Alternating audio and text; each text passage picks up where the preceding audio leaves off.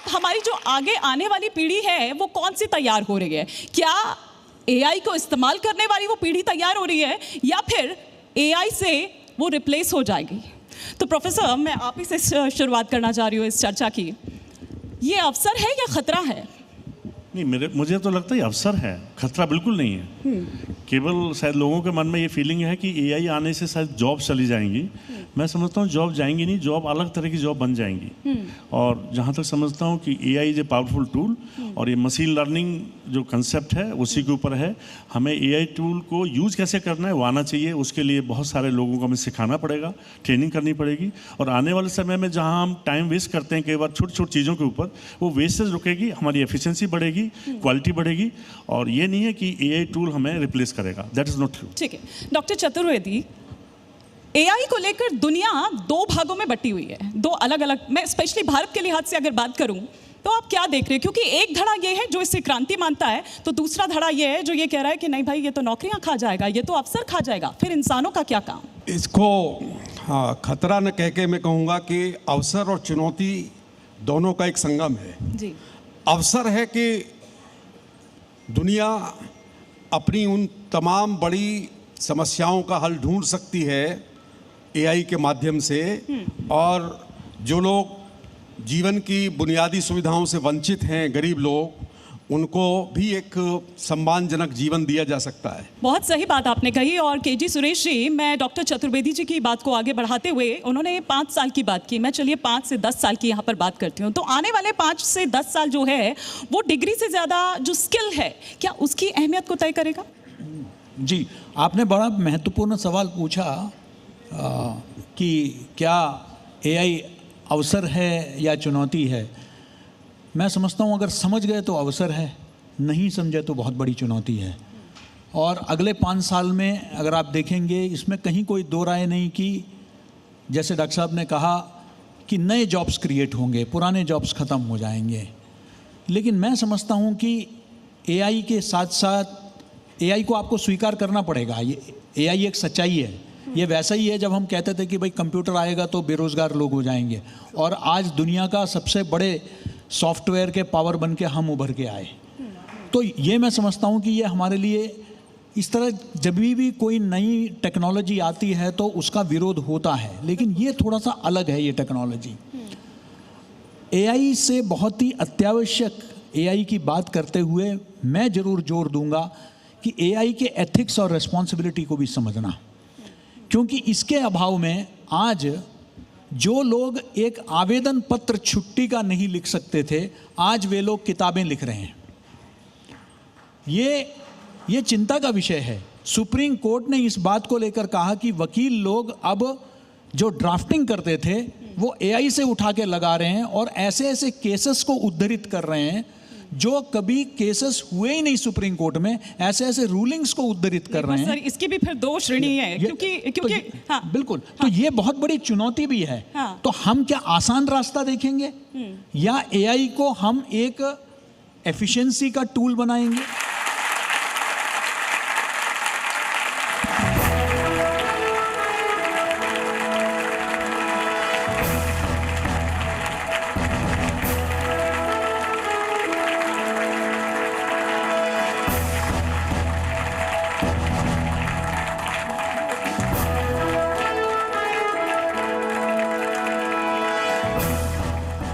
एक बार फिर से आपका बहुत बहुत स्वागत है। सबसे पहले तो आपको बहुत सारी बधाई है, क्योंकि इस बार जब हम नीट की बात कर रहे हैं तो ये जो पेपर है वो सिर्फ सब्जेक्ट्स का नहीं हुआ है। इस बार का पेपर संतुलन, मानसिक संतुलन, धैर्य, बहुत सारी परीक्षाएं इस बार हुई हैं। पंशुल आर्यन, मैं शुरुआत करना चाहती हूँ, चूँकि मैं बता दूँ all India rank number 1, number 2 आज हमारे बीच में मौजूद हैं। इसी के लिए सबसे पहले तो ज़ोरदार तालियां होनी चाहिए। पंशुल, जब मैं आपके बारे में पढ़ रही थी तो मुझे पता चला कि जब आपको ये पता चला कि परीक्षा रद्द हो गई है, 2 घंटे तक आप रोए पहले, और फिर दूसरी रैंक। क्या उस वक्त आपके दिमाग में था? उस वक्त कैसा आपको लगा जब आपने सुना कि ये परीक्षा तो रद्द हो गई? तो जब परीक्षा रद्द हुई थी तो मैं एक्चुअली गेम खेल रहा था अपने दोस्त के साथ। तो जब आया न्यूज़ तो बस कि मतलब बहुत सैड था, डिस्पेयर था, थोड़ा मतलब अफेक्ट हुआ था मेरी मेंटल हेल्थ भी कि पेपर कैंसिल हो गया। 2 साल मैंने मेहनत करी थी, तो सैड हुआ, रोया भी था मैं, आप जैसे आप बोल रहे 2 घंटे। पर उसके बाद मैं अपने आप को काबू में लाया कि बोला कि मेरे हाथ में नहीं था पेपर कैंसिलेशन होना, मैं इसको चेंज भी नहीं कर सकता। तो मैंने इसको एक अपॉर्चुनिटी एंड एक चांस की तरह लिया कि मैं और अच्छा स्कोर कर सकता हूँ, इसलिए पेपर नीट कंडक्ट मेरे लिए ही हो रहा है, मैंने ऐसे सोचा था। तो अब मेरे 701 आ रहे थे पहले पेपर में and now finally I am getting 750। Again congratulations to you. और आज हम आपसे बहुत कुछ सीखने भी वाले हैं जब हम धैर्य और संतुलन की बात करते हैं। आर्यन, सबसे पहले एक बार फिर से ज़ोरदार तालियां नंबर 1 के लिए। आर्यन, मुझे ये पता चला कि जब आप कक्षा 3 में थे आपकी दादी का देहांत हुआ और तब आप बहुत छोटे रहे होंगे। उसी दिन आपने सोच लिया था कि आपको नंबर 1 बनना है। कैसी आपकी ये नंबर 1 की जर्नी रही और जब आपने रिजल्ट देखा तो आपको कैसा लगा?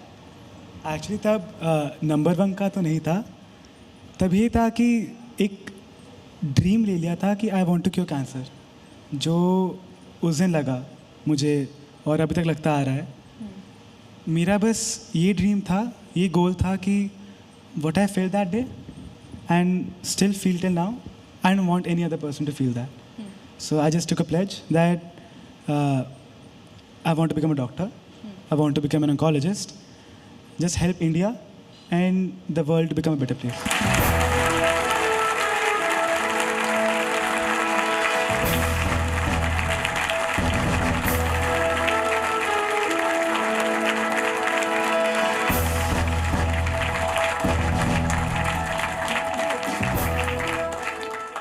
तो अब हमारा जो ये सेशन है वो है कि डिग्री पूरी लेकिन क्या स्किल अधूरी है।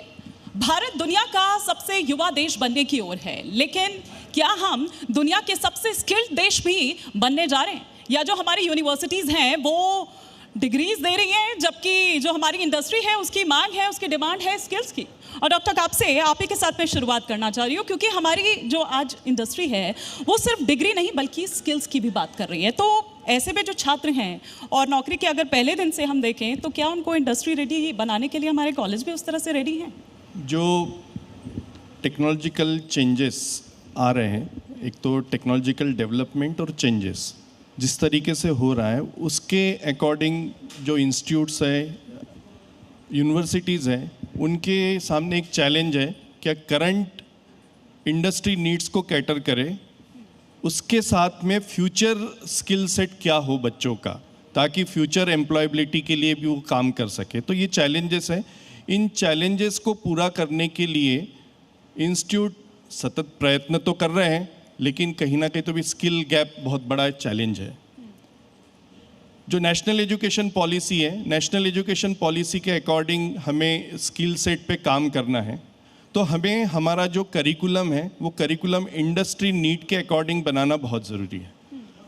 जो पहले होता था कि बच्चा डिग्री कंप्लीट करने के बाद में इंडस्ट्री में जाता था, लेकिन आज की जिस तरीके की इंडस्ट्री की नीड है उसके अकॉर्डिंग हमें जब बच्चा डिग्री कर रहा है उस टाइम पे भी उसको इंडस्ट्री एक्सपोजर देने की ज़रूरत है, और उसके बाद में तो ऑब्वियसली वो इंडस्ट्री में काम करेगा। तो अगर हमें बच्चे को या स्टूडेंट्स को इंडस्ट्री के नीड के अकॉर्डिंग अगर बनाना है, उसके अकॉर्डिंग उसका स्किल्स के डेवलप करना है, तो हमें बच्चों को इंडस्ट्री एक्सपोजर ज़्यादा से ज़्यादा देना चाहिए, तभी बच्चा इंडस्ट्री के लिए तैयार हो पाएगा। उसके लिए इंडस्ट्री के लोगों को इंस्टीट्यूट तक लाने की ज़रूरत है, इंटर्नशिप मॉडल को इम्प्लीमेंट करने की ज़रूरत है। जब तक बच्चा इंडस्ट्री में जाएगा और इंडस्ट्री की एटमॉस्फियर, वर्किंग कल्चर को समझेगा, तो ऑब्वियसली उसके स्किल सेट डेवलप होंगे। तो जो इंडस्ट्री को अगर हमें तैयार करना है तो जो टेक्नोलॉजिकल चेंजेस है उसके लिए टेक्निकल स्किल सेट के साथ में ह्यूमन सेंट्रिक स्किल सेट पे भी काम करने की ज़रूरत है। ठीक है डॉक्टर प्रसाद, आज भारत इनोवेट इंडिया की बात कर रहा है, लेकिन इनोवेशन जो है वो तभी सफल माना जाता है जब जो आईपी है वो सुरक्षित हो, यानी कि इंटेलेक्चुअल प्रॉपर्टी की मैं यहाँ पर बात कर रही हूँ। तो आपको लगता है कि जो हायर एजुकेशन है या जो इंस्टीट्यूशंस इस तरह के हैं उनको आईपीआर जो है उसको अनिवार्य किया जाना चाहिए? निहायत आवश्यक है। देखिए, अनिवार्य तो मैं नहीं कहूँगा कि अनिवार्य किया जाए, क्योंकि जो हमारी रेगुलेटिंग बॉडीज़ हैं या जो नेशनल एजुकेशन पॉलिसी है उसमें एक फिक्स्ड नंबर है जो कि क्रेडिट जितना देना है उतना तो आपको देना ही है, लेकिन इसकी आवश्यकता भी है। अब मैं इस आवश्यकता को क्यों कह रहा हूँ? देखिए, अगर अपने देश को आप वर्ल्ड के परिप्रेक्ष्य में देखें तो S&T मैन पावर में हम 3rd प्लेस पे हैं, लार्जेस्ट S&T मैन पावर में 3rd प्लेस पे है। 3rd प्लेस में ही हैं हम साइंटिफिक पब्लिकेशंस में, 3rd प्लेस में ही हैं हम अगर हम GDP को देखें PPP के परिप्रेक्ष्य में। लेकिन अगर हम पेटेंट्स के परिप्रेक्ष्य में देखें जो कि एक इनोवेशन का इंडेक्स है, वहाँ हम 6th प्लेस पे हैं। ये एक्सेप्टेंस नहीं है कि 3rd लार्जेस्ट मैन पावर जिसका कि 3rd स्टेज पे ही रिसर्च पब्लिकेशंस है वो 6th प्लेस पे हो। इसका मतलब ये है कि देयर आर गैप्स हैं, अदरवाइज 1-to-1 केस में हम 3rd साइड में होना चाहिए। तो ये गैप्स जो हैं, गवर्नमेंट ऑफ इंडिया ने नेशनल IPR पॉलिसी निकाली, उसके बेस पे कुछ इनकरेजमेंट हुआ, नेशनल अमेंडमेंट हुए पेटेंट एक्ट में 2021 में, उसके हिसाब से एजुकेशन सेक्टर को जब एट पार लाए उनको रिडक्शन किया गया, 80% रिडक्शन किया गया, पेटेंटिंग एक्ट भी बढ़ी। और जहाँ तक मेरा विश्वास है, अगर हम इस पेटेंट की नॉलेज को क्लासरूम में ले जाएं, इलेक्टिव के फॉर्म में, ऑप्शनल के फॉर्म में, किसी भी फॉर्म में, मैं समझता हूँ आज 22 जुलाई की इस मीटिंग में इंडिया का 3rd प्लेस रहा है हर जगह। और आज 22 जुलाई 2026 के अगर डिजिट्स को आप ऐड करती हैं तो आज का डिजिट नंबर 3 ही निकल के आता है। बिल्कुल ठीक है। आई थिंक जो न्यूज़ चैनल का जो जी न्यूज़ की जो ये शुरुआत है इस जुलाई को, 22 जुलाई को, अगर ये पेटेंट को हम क्लासरूम में ले जाते हैं तो ये तो 2030 तक मैं समझता हूँ कि हम 3rd प्लेस पे ही होंगे। बहुत आपने सही बात कही मिस्टर कार्तिकेय। GI-BITM की अगर मैं बात करूं तो अभी हाल के ही वर्षों में उसने बहुत अच्छा किया है, मतलब NIRF और साथ ही साथ जो QSI गॉज है उस जैसी प्रतिष्ठित रैंकिंग में उसने बहुत ज़्यादा राइज किया है। लेकिन what do you see as the next frontier for the institution? So I'll tell you very honestly, initially जब हम रैंकिंग में अच्छा कर रहे थे, so at that time my phone couldn't stop buzzing with congratulations. But the moment that actually stayed with me at that moment was it was a very small one actually. It was the same day when a faculty member, she entered my office and she mentioned, and I thought that she would mention, she'd congratulate me with all the achievements that we have gotten. But she was there to tell me about a paper that she has been writing with her student. And the paper had gotten selected and she was too excited for it. She didn't even mention about the rankings. And I think that's the kind of shift, that's the kind of change that I'm chasing within my institution. See, rankings are an indicator of things that we are already doing. But things that we want to do, things that we want to plan for our future is what is the most important part. I feel research output, faculty quality, placement consistency are the primary things that any educational institution should be focusing on. The next frontier shouldn't be chasing only rankings because it tells you what you've already done.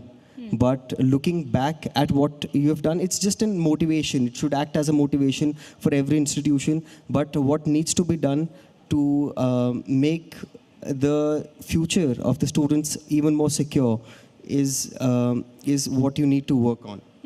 Other than that, I feel the most important part is to build a research culture that's self-sustaining, where faculty and students are working together, innovating together, because it should feel from the institution's DNA that there's a certain kind of culture that the institution is trying to portray. And that's all. Okay.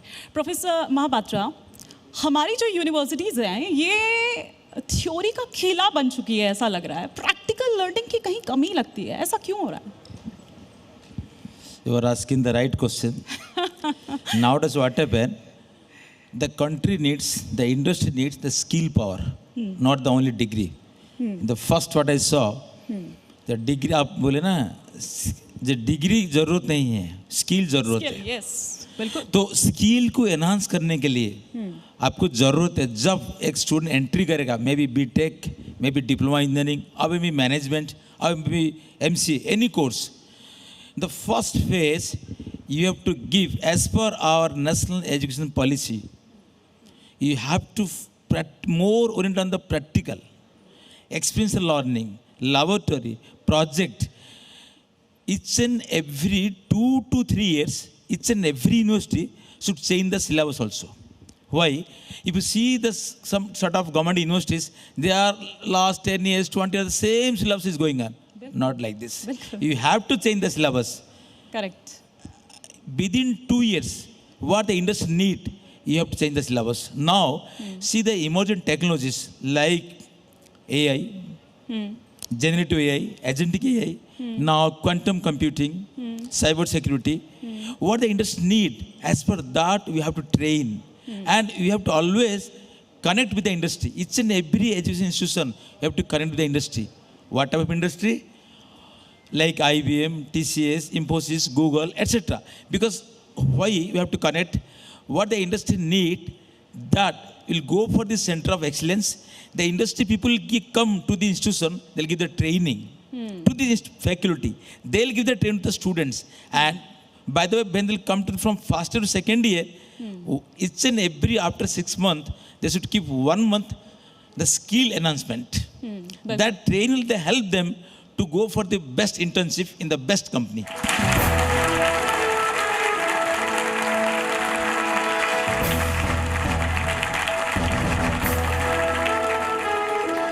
सुनिए sir, एक बात मुझे बताइए कि Delhi NCR में और specially जो highways के जो इलाके होते हैं, भीड़ भाड़ वाले इलाके हैं, वहाँ बड़े बड़े बोर्ड्स लगे हम देखते हैं अलग अलग इंस्टीट्यूशन के।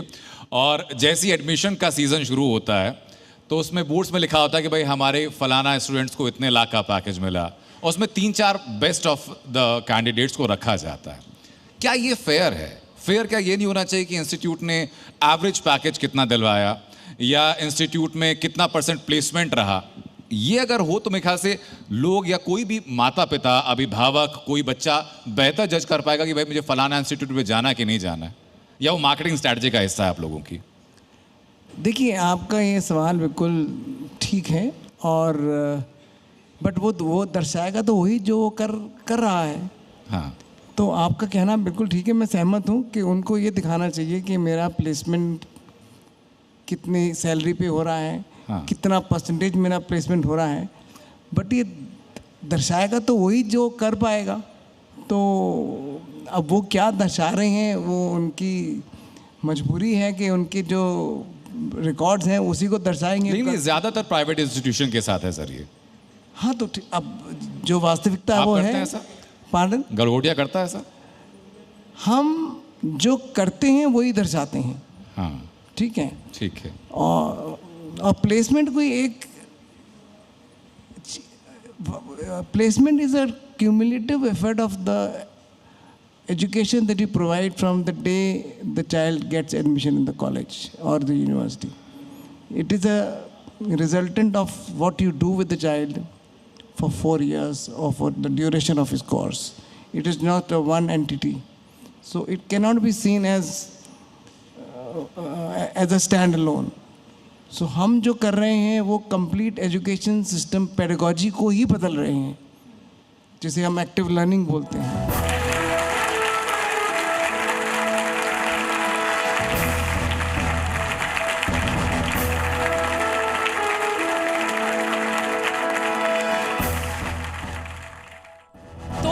करेंगे डॉक्टर एआई। मतलब जब डॉक्टर के साथ एआई जुड़ गया तो मतलब ये है कि डॉक्टर की कुर्सी तक एआई पहुंच चुका है। एक वक्त था जब मरीज ये कहते थे कि डॉक्टर जो आप कहें वही सही है, क्योंकि डॉक्टर हमारे यहाँ पर भगवान का रूप माने जाते हैं।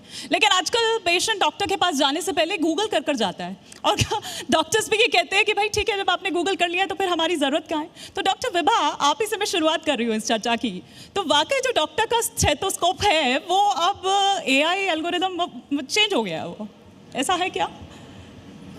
सबसे पहले मैं आप सबको नमस्कार करती हूँ। एम्स गोरखपुर में मैं डायरेक्टर हूँ, और जैसा कि आपने बिल्कुल सही कहा कि मरीज़ यही करते हैं, खुद अपने आप को गूगल कर लिया और फिर हमारे पास आते हैं हमारा एमआरआई करा दीजिए। आजकल हमें यही पेशेंट घुसता है और ऐसे ही बोला जाता है। और ये मत सोचिएगा कि ये एजुकेटेड पेशेंट्स बोल रहे हैं, ऐसा बिल्कुल नहीं है। इवन पुअर क्लास दे गूगल और सीधा आते हैं कि हमारा ये एक्सरे करा दीजिए, मतलब they give the diagnosis also. पर ये गलत है, आपको हाफ हार्टेड इन्फॉर्मेशन मिल रही है। हम लोग 4.5 साल MBBS करते हैं और उसके बाद भी हमें आगे और बीमारियों को जानने के लिए MD सुपर स्पेशलाइजेशन इतना कुछ करके, इतनी मोटी मोटी किताबें पढ़ के फिर हम ज्ञान प्राप्त करते हैं, उसको कोई नहीं रिप्लेस कर सकता है, ना गूगल ना AI। बिल्कुल आपने ठीक कहा कि उसे कोई भी रिप्लेस नहीं कर सकता है। लेकिन डॉक्टर बुद्धा, अगले 5 साल में हम क्या देखें? I strongly believe everybody is different. तो हर एक का बॉडी, उसका रेस्पॉन्स, उसका recovery levels are completely different. क्योंकि अभी हम लोग 4 लोग स्टेज के ऊपर बैठे, सबका शुगर लेवल्स अलग है। बिल्कुल। तो आप एक बार बताइए, एक बिना टच करके एक आदमी का उसका बीमार क्या है टेक्नोलॉजी बता दिया, तो इसका मतलब भगवान आ गया इधर सामने। ये इसका मतलब। इवन दो मैं technologist, but I strongly believe कि एटलीस्ट हेल्थ केयर के ऊपर हमें एक फिजिकल डॉक्टर के पास, वो भी सर्टिफाइड डॉक्टर के पास जाना चाहिए। डॉक्टर विजय, अब एआई तो एक्सरे से लेकर बीमारी तक की पहचान कर रहा है, जैसे कि यहाँ पर अभी सर ने भी कहा और मैम ने भी कहा। लेकिन ये डॉक्टर्स के लिए एक हेल्पिंग हैंड आप देखिए कि मतलब वो एक हेल्प ले रहे हैं, जैसा कि यहाँ पर डॉक्टर बुद्धा कह रहे थे, या फिर अब ये डॉक्टर्स का भी एक विकल्प बनना चाह रहा है या बन रहा है? See, as a treating physician, I have given it a different name. AI, I don't call it as an artificial intelligence. I have given it as an assistant incognito. Okay. When I need it, I use it. When I don't need it, throw it away. This is the best thing to do. Now, as you said, see, the human touch can never be replaced. Come hell or high tide, you can never ever replace the human touch. एक doctor जब बाहर निकल के बोलता है ना, आपका मरीज ठीक है, and the satisfaction you get out of that I think the machine will never be able to provide us with that. It can never ever replace a human being. आप जितने भी AI टूल हैं सब use कीजिए, जितने भी as many as you want you can use them. But her tool के नीचे एक वार्निंग लिखी होती है, please consult your physician or the treating doctor before you proceed with any of these procedures. So we are not, I'm not saying I don't know what's going to be happening in the future, but as of now, as of today, we are still irreplaceable.